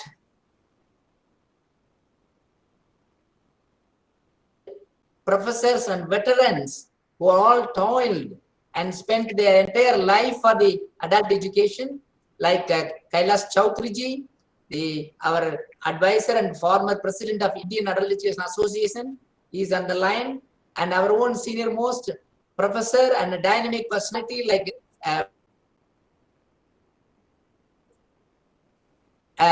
witnessing us yesterday and today, and Dr. S.Y. Shah just now, and both their wonderful,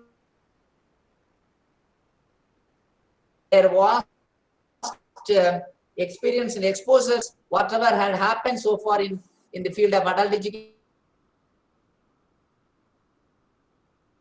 And I also I can see various distinguished personalities, Madhav Reddy sir and other friends who are unable to, as I am unable to see their face, but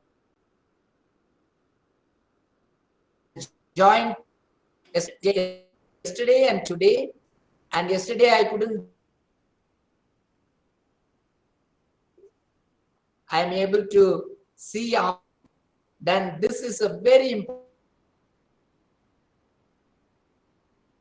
that we can say that what is going on at the national level and in each and every university, what we are doing now in the name of adult and lifelong learning. This is the important aspect that we have to stock day. What and so forth, and it's a very critical junctures that we are here today. Is the apex body at the national level has been doing immense service for many years, but at the university level and earlier 106 universities were having the Indian adult education department and centers, and now it has come to a very, very minimal level. But at the same time, there are people they are really working. But we will be able today's in the afternoon sessions activities like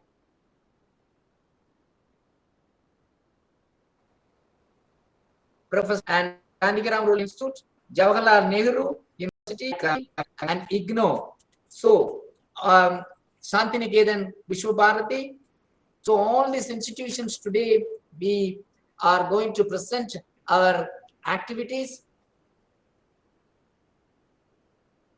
So, I'm very happy to start this session. But now I have Roy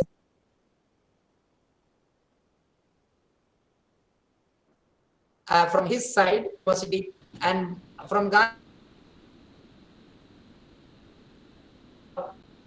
to start with the university Professor Rajesh sir.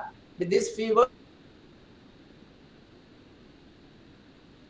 Thank you, Professor L. Raja, chair of the session. We will have our presentations. We will begin with Delhi University presentation, sir. As you are aware that Delhi University is in lifelong learning and extension.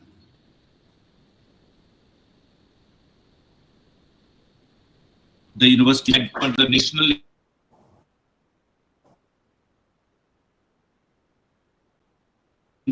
so the district department will have learning and extension. But so an department is also trying that it can give some skill-based courses, some ability enhancement courses, and some papers in Indian knowledge system. 1 or 2 draft is given to 1 or 2 experts who are present here. Indian knowledge system can also be given from the department. Trying our level best to see that how the department can provide its papers at undergraduate level in discipline, generic so far, in enhancement and Indian knowledge system. And we also intend to start a full-fledged discipline centric course. If we prepare ourselves, we may